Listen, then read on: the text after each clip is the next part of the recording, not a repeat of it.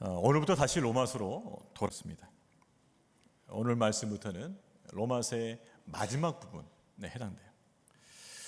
로마서는 총 16장으로 이루어졌는데 1장부터 8장까지는 복음의 내용에 대해서 설명하고 있고요.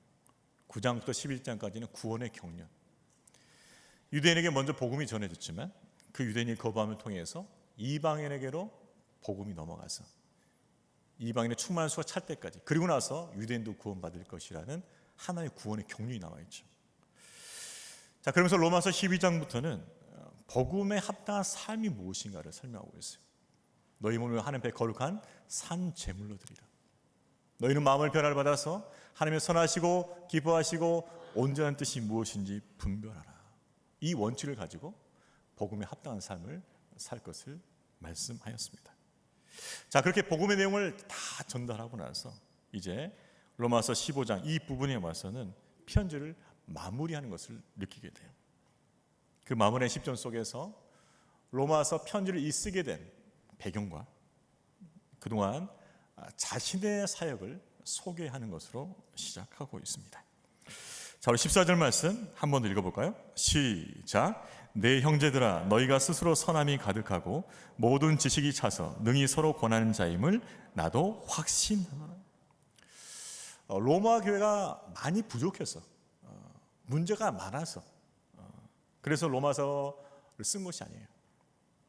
너에게 선함이 가득하고 모든 지식이 차서 서로를 권할 수 있을 정도의 수준이 되는 교회라는 것을 사도 바울이 인정하고 있는 거죠.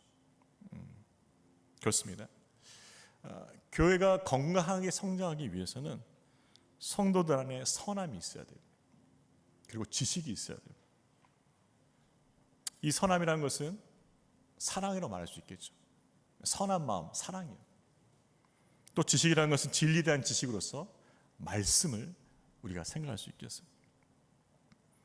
즉 사랑이 가득하고 말씀의 지식이 있어서 서로 권할 때 공동체는 건강하게 성장한다는 거죠.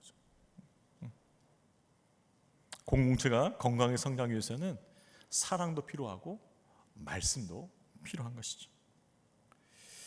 만일 사랑은 있는데 말씀이 없으면 어떻게 될까? 그럼 자칫 잘못하면 방종으로 흐르기 쉬워요. 방종으로. 규모가 없는 거죠. 그냥 감싸주기만 하는 거지 바른 것을 가르치지 않는 거죠. 바로 잡아주지 않는 거죠. 그럼 반대로 사랑은 없고 말씀만 있으면 어떻게 되냐? 정죄하는 분위기로 흐르기 쉬워요. 너 이거 안 했지? 이거 못했지? 왜 안 했어? 자꾸 이렇게 때리고 찌르는 말 많은 거죠. 정죄하는 분위기. 그래서 사랑과 말씀이 같이 가야지 어느 한쪽에 치우치게 되면 공동체가 건강하기 어려워요. 그러니까 사랑으로 말씀으로 서로 고면하는 거죠. 그럴 때 건강하게 자랍니다. 마치 철이 철을 날카롭게 하듯이 그렇게 사랑과 말씀으로 서로 섬길 때 공동체가 건강하게 세워지죠.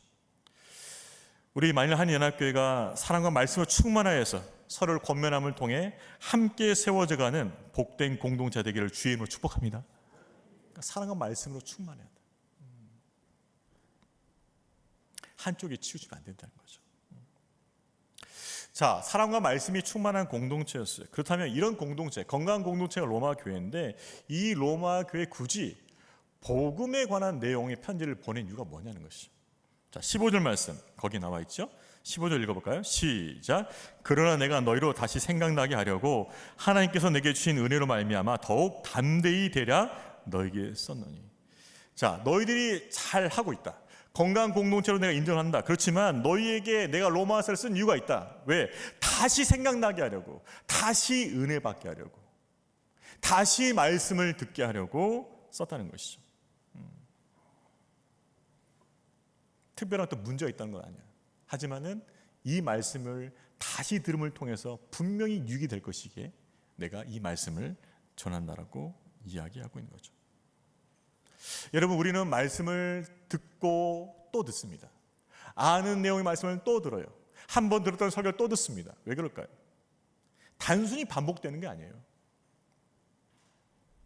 들음을 통해서 우리의 믿음이 더 깊어지고 견고해지고 은혜와 생명이 더욱더 풍성하게 채워지는 것을 믿으시길 바랍니다.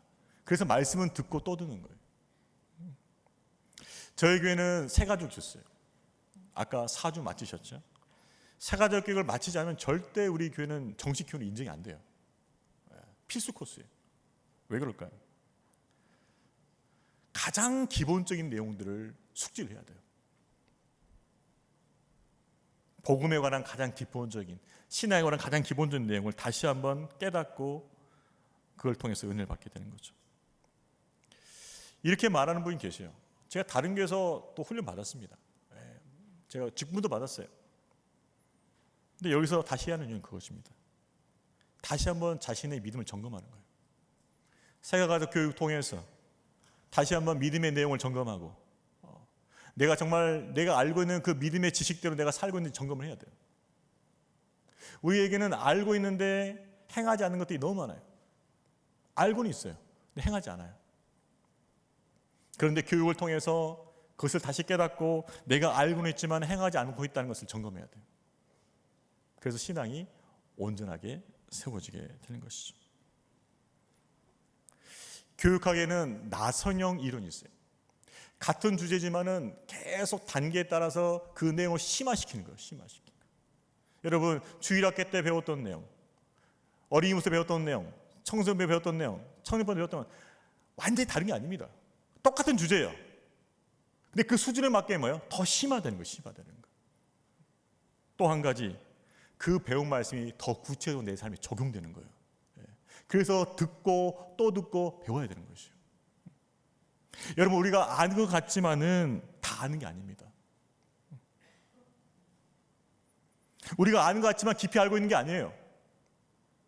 온전한 알물 위해서, 깊이 있는 알물 위해서, 적용 있는 삶을 위해서 우리가 말씀을 듣고 또 듣는 것이죠. 그것을 통해서 풍성한 믿음의 지식과 생명을 누리게 되는 줄로 믿으시길 바랍니다. 그래서 말씀을 듣고 또 들어야 돼요. 훈련 받아서 또 받아야 돼요. 바울이 그걸 말하는 거예요.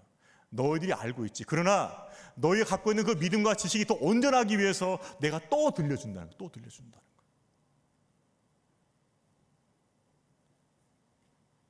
하나님 말씀이 선포될 때마다 그 말씀이 우리 가운데 같은 내용을 할지라도 새록새록 다가와서 그 은혜로 충만해지기를 주의 이름으로 축복합니다. 결국 우리의 마음의 문제예요. 이거 들었던 내용이야. 그런 마음은 은혜가 임하기 어려울 거예요. 하나님께서 또 새로운 은혜를 부어주실 거다. 그 사모하고 기대하는 마음으로 주의 말씀을 받으시기를 축복합니다. 그때 은혜가 있어요. 그때. 바울은 같은 복음의 내용이었지만은 너에게 새롭게 은혜를 주기 위해서, 너에게 유익이 되기 위해서 내가 다시 전한다라고 얘기하면서, 자, 그 이야기에 이어서 이제 자신에게 주셨던 그 사명, 그 사역에 대해서 언급하고 있죠. 자, 우리 16절 말씀 같이 읽어볼까요? 시작. 이 은혜는 곧 나로 이방인을 위하여 그리스도 예수의 일꾼이 되어 하나님의 복음의 제사장 직분을 하게 하사 이방인을 제물로 드리는 것이 성령 안에서 거룩하게 되어 받으실 만하게 하려 하심이라. 바울은 자신의 사명, 사역의 설마함이 있어서 구약과 연결시키고 있어요. 말씀을 보면 하나님의 복음의 제사장 직분, 자신이 이방인에게 복음을 전하는 이 사명을 이렇게 표현한 거죠. 여러분 사도 바울이 예수님 어떻게 만났죠? 다메섹 도상에서 갑자기 나타나셨죠. 눈이 어두워졌어요? 보지 못했어요? 음성만 들렸어요? 네, 그 3일 동안 깊은 생각에 빠졌어요. 구약에서 그렇게 계속해서 강조하고 오리라고 했던 메시아가 바로 예수였다는 걸 깨달은 거죠. 그래서 그 예수를 믿고 나서부터는 열렬한 복음 전도되었어요. 하나님께서 사도 바울을 이방인이라는 사도로 부르셨어요. 특별히 이방인의 전도를 위한 사도로 부르셨어요. 그런데 사도 바울이 누구죠? 구약의 전문가예요. 구약을 꿰뚫었어요. 자신이 받은 사명, 이 이방인의 사도의 사명을 구약과 깊이 연결시켜 봤던 것이죠. 그러면서 깨달은 게 그거예요. 나는 복음의 제사장이다라는 걸 깨달은 거예요. 무슨 말이냐? 구약에 보게 되면은 하나님께서 세우신 직분자 중에 하나가 제사장입니다. 제사를 드린 거예요. 왜 제사를 드리니까? 죄인인 이스라엘 백성들이 하나님 앞에 거룩하게 설 수 없기 때문에 대신 중보자로서 제사를 드리는 거예요. 자, 그런데 이 제사에 가장 필요한 게 뭐냐? 반드시 빠져도 안 될 게 있어요. 제물이 필요해요. 제물. 제물이 없는 제사는 없습니다. 그게 짐승이 됐든지 곡식이 됐든지 반드시 제사를 드려야 돼요. 반드시 제물이 빠지면 안 된다는 거죠. 제물이 빠지면 제사가 아니에요. 그런데 사도 바울이 깨달은 거예요. 아, 그렇구나. 내가 이방인의 사도로 부르심 받았다는 것은 이것이구나. 즉, 내가 이방인에게 복음을 전해서 이방인들이 회개하고 예수를 믿어서 이 이방인들을, 회심한 이방인들을 하나님 앞에 거룩한 산 제물로 드리는 것, 바로 이것이 내 사명을 깨달은 거예요. 그래서 복음의 제사장이에요. 복음을 전하고 그 복음을 이방인들이 믿어서, 예수를 믿어서 그들을 산 제물로 하나님 앞에 드리는 그 제사를 자기에게 주어졌다는 깨달은 것이에요. 그래서 자기를 복음의 제사라고 정체성을 갖고 일에 얼마나 헌신되었습니까? 1차, 2차, 3차를 통해서 수많은 영혼들을 전도하고 교회를 세웠어요. 그래서 이 복음의 제사장 직분을 충성되이 잘 감당했었던 것이죠. 자, 그러면 이 복음의 제사장 직분, 이것이 바울만 받은 거냐요? 바울만 받는 거예요? 바울에만 특별히 주신 거냐는 거예요? 아닙니다. 베드로전서 2장 9절에 보면 이렇게 나와 있어요. 너희는 왕 같은 제사장이라고 분명히 규정하고 있어요. 너희들, 예수 믿는 너희들, 성도된 너희들도 왕 같은 제사장이다. 왕의 권세를 가진 제사장이다. 그리스도로 말미암아 왕의 권세를 가진 제사장이다. 복음의 제사장이라고 규정되어 있어요. 규정되어 있어요. 즉, 왕 같은 권세로 복음의 제사장 직분을 감당하도록 하나님께서 우리를 불러주셨다는 거죠. 바울뿐만 아니라 우리도 복음의 제사장으로 잃어버린 영혼들을 하나님 앞에 거룩한 산제물로 드리는 그 제사장을 부름받는 줄로 믿으시길 바랍니다. 저와 여러분도 복음의 제사장 불러주셨다는 것이에요. 그거를 우리가 깨우치고 회복해야 돼요. 한번 따라해 보겠습니다. 나는 복음의 제사장이다. 아, 무기가 확 열죠. 내가 복음의 제사장이구나. 내가 복음을 전해서 그 잃어버린 영혼들을 하나님 앞에 드릴 수 있는 거룩한 산제물로 드리는 제사장의 직분을, 사명을 내가 맡았다는 것이에요. 그것이 우리에게 주신 정체성이에요. 믿지 않는 불신자들에게 복음을 전함을 통해서 그들을 거룩한 산제물로 하나님 앞에 올려드릴 수 있는 그 제사장의 사명에 충성되기를 주의 이름으로 축복합니다. 그것을 우리가 알고 깨어 있어야 돼요. 지금 연예계에 전도의 열풍이 불고 있는 것 같아요. 연예인 중에 몇 분이 전도를 열심히 하는 것 같아요. 근데 그 열심히 어떻게 하고 있냐면 전도대장들을 이렇게 수첩에다 적는 거죠. 배우 누구, 가수 누구 이렇게 적는 거예요. 그러고 나서 매일 기도하는 거예요. 매일 기도. 수첩을 적어놓고 코미디언 누구, 개그맨 누구 적는 거예요. 계속 적고 매일매일 기도하는 거예요. 매일. 그러면 자기를 통해서 복음이 들어가든지 아니면 다른 방법을 통해 복음이 들어가지 그렇게 된다는 것이에요. 그래서 교회 나오고 예수 믿었다 확신되면은 그땐 명단 지우고 또 다른 사람 올리고, 이번에 누가 가수 신상 탔더라 걔 올리자 또 올리고.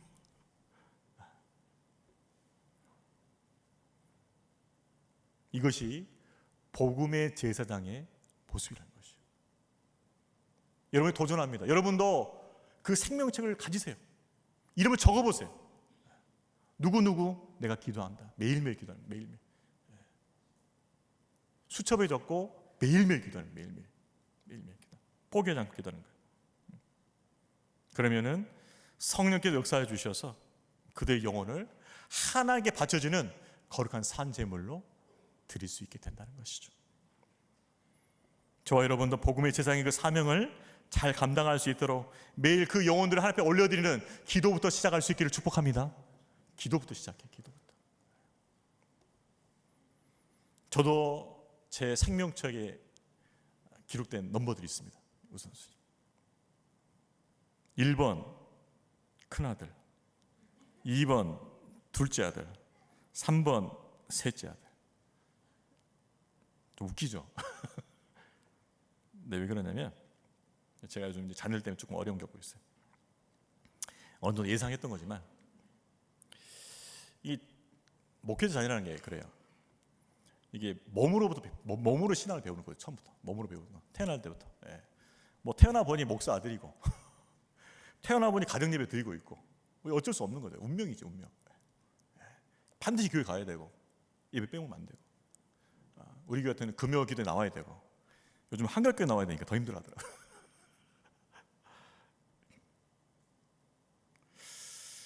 그러니까 신앙생활을 몸으로 익히는 거예요. 몸으로. 근데 이게 어렸을 때는 별 문제 안 돼요. 막 재미도 있고 그러니까. 근데 이제 언제 문제냐? 청소기 때부터 문제 시작. 자아가 형성될 때부터 문제 생기기 시작하는 거죠.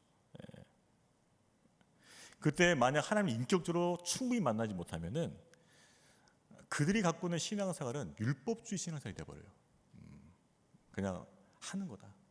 주일날 가는 거고 가정 예배 드리는 거고 가는 거고 하는 거지. 이렇게. 그때 그 마음 속에는 그 괴리가 느껴져요. 그러면 이제 어떤 게 벌어지냐면 이제 반감이 생겨요. 반감. 율법주의 신앙생활은 생명이 없거든요. 근데 내가 이걸 해야 돼. 왜? 목사 아들이니까. 그럼 뭐가 생겼어요? 반감이 생기지. 반감. 그렇죠? 요즘 많이 믿음이 떨어진 것 같아요. 그래서 1번 첫째 아들, 2번 둘째 아들, 3번 셋째 아들. 여러분 우리 자녀를 위해서 기도해 주실 바랍니다. 불쌍하잖아요. 빠져나올 수 없는 거예요. 이거. 부모 있을 때까지. 그럼 어떻게 해야 돼? 그들 인격적 주님 만나야죠. 만나면은 율법주의 신앙생활이 바뀌어요. 이게 은혜 통과됐는데 그러기 전까지는 이게 율법주의 생활이 굉장히 힘든 거예요. 여러분한테도 분명히 그 대상자 넘버링이 있어야 될 것이죠. 1번 누구, 2번 누구, 3번 누구 이렇게 있어야 돼. 가족이든지 친구든지 이웃이든지. 그래서 그 생명책을 놓고 기도하면서 하나님의 구원의 역사를 풍성히 경험할 수 있기를 주님의 이름으로 축복합니다. 맞아요. 그게 복음의 제사장의 시작이 될 것이요. 기도부터 시작하자. 기도부터. 바울은 복음의 제사장이라는 이 자기 정체성을 한 번도 잊어버린 적이 없어요. 그래서 어떤 시련과 고난이 와도 이 삶을 감당했던 것이죠. 여러분 자기 정체성을 분명한다는 것은 우리 인생 가운데 굉장히 중요합니다. 왜? 표대와 방향성 같거든요. 그걸 잃어버리면 흔들게 돼 있어요. 갈 바를 알지 못하게 돼 있어요. 저와 여러분은 예수 안에서 복음의 제사장이라는 이 분명한 정체성을 주셨음을 깨닫고 이 정체성을 갖고 살아갈 수 있기를 축복합니다. 한 번 더 고백해 볼까요? 나는 복음의 제사장이다. 이것을 확실히 알고 있어요. 나는 복음을 통해서 우리 가족과 이웃들을 하나님 앞에 올려드리는 제사장이다. 이거를 잊으면 안 된다는 거죠. 자, 바울은 이 복음의 제사는 이 정체성을 가지고서 정말 열심히 사역했습니다. 그래서 풍성한 복음 열매를 맺었죠.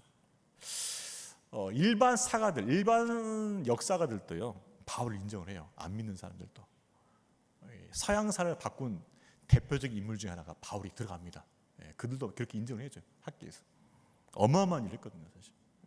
여러분 아시아와 유럽을 누비면서 교회를 개척하고 복음을 전했던 사람이 없어요. 어마어마한 성과를 거둔 거죠.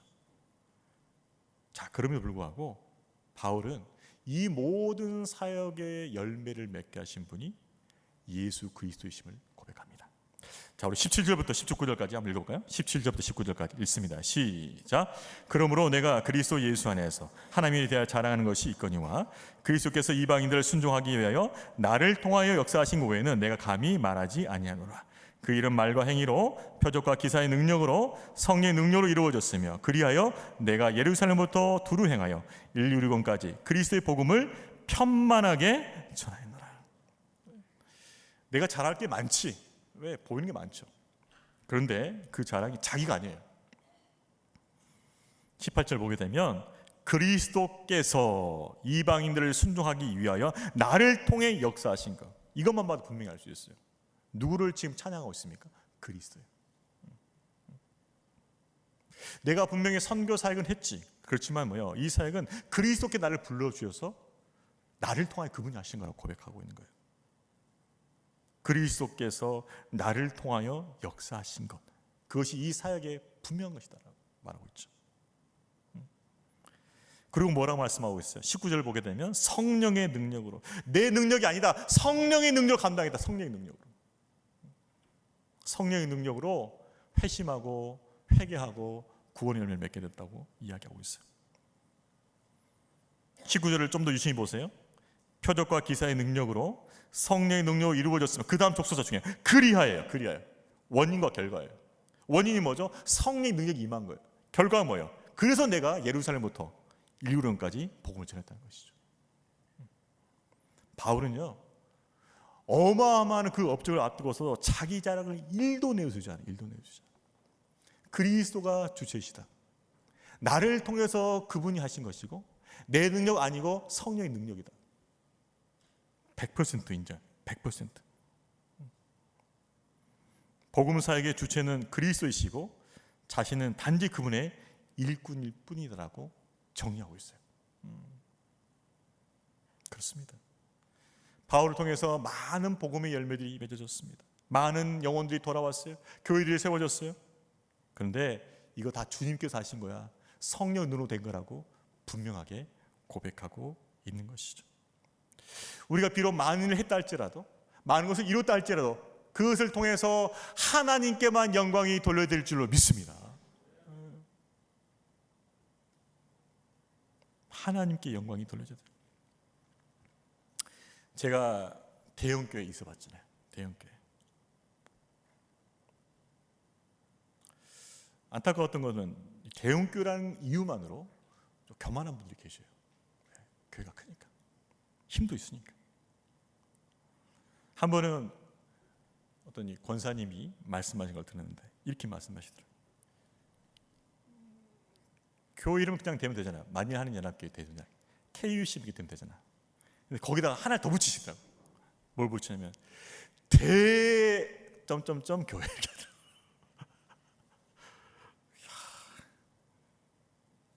저는 좀 충격받았어요, 사실은. 대를 꼭 붙이더라고. 대 무슨 교회를 붙이더라고. 그래서 제가 확신했습니다. 아, 내 판단이 맞았구나. 여러분, 그 교회를 세우신 분이 누구세요? 예수 그리스도시잖아요. 그러니까 예수 그리스도를 잊어버린 거예요. 예수 그리스도보다 더 높아진 거예요, 그 교회가. 우리 교회는 그런 고백이 나오면 안 돼요. 한번 따라해 보겠습니다. 하나님께서 하셨습니다. 하나님께서 따라해서 하세요. 하나님께서 이루셨습니다. 하나님께서 인도하셨습니다. 이것이 우리의 고백이 될 줄로 믿습니다. 그 고백이 나와야 돼요. 이거 제가 한 거예요, 제가 이룬 거예요, 그게 아니라는 거죠. 우리 교회가 50주년 맞이하고 있습니다. 아까 제가 기도로 준비한다고 그랬어요. 기도. 50주년을 기도로 준비해야 될 것이고, 첫 번째 기도로 준비해야 돼요. 두 번째 준비할 게 있어요. 신앙 고백이에요. 신앙 고백. 이 50년 동안 이 교회를 세우신 거, 여기까지 이 교회가 세워지고 이렇게 역할을 하는 거 하나님 하셨습니다. 하나님께서 이루셨습니다. 하나님께서 인도하셨습니다. 이 분명한 고백으로 50주년을 맞이할 수 있기를 주님의 이름으로 축복합니다. 이 분명 고백이 있어야 돼요. 만약 이것이 없이 자기 의가 들어간다거나 인간적인 어떤 공로가 들어가게 되면 안 돼요. 철저히 하나님 중심입니다. 하나님께서 이루신 거예요. 하나님께서 인도해 주신 거예요. 하나님께서 역사하신 거예요. 그 신앙 고백으로 50주년을 맞이할 수 있기를 주님의 이름으로 축복합니다. 우리 모두가 그렇게 고백할 수 있어야 돼. 우리 모두가 다. 바울이 그렇게 고백했다면 우리도 그렇게 고백할 수 있겠죠. 그렇게 고백할 때 하나님께서 향후 50년을 또한 축복하시고 우리 교회를 아름답고 복되게 쓰실 줄로 믿으시기 바랍니다. 하나님께 그렇게 쓰실 거예요.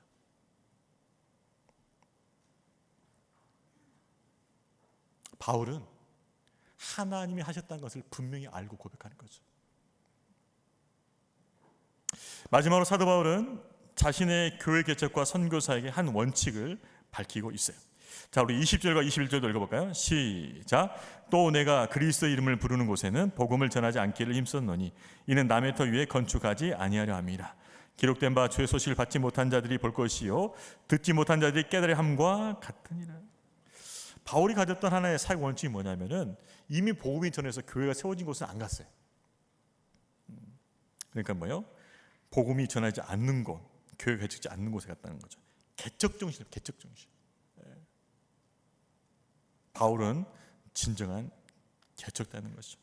복음을 듣지 못한, 그리스도를 알지 못한 곳을 찾아갔다는 거죠. 50주년을 맞은 우리 교회에 또 한 가지 필요한 게 있어요. 첫 번째 뭐라 했죠? 기도. 두 번째는 신앙 고백. 세 번째 뭐예요? 개척 정신이에요. 개척 정신.